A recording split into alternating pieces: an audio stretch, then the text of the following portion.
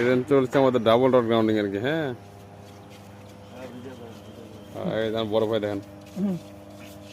হ্যাঁ হ্যাঁ, সুন্দর হচ্ছে। এখন দেখছে পলি মাটি। হ্যাঁ, গেছে গেছে গেছে কিন্তু চলে গেছে 16 ফিট, চলে গেছে 16 ফিট।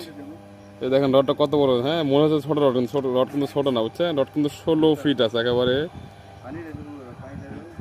মেপে মেপে মেপে কিন্তু একেবারে 16 ফিট রড। এই যে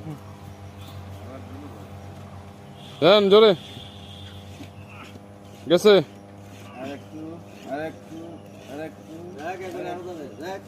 একবারে দেন না, বাধা বাড়ি দিয়ে যাবে।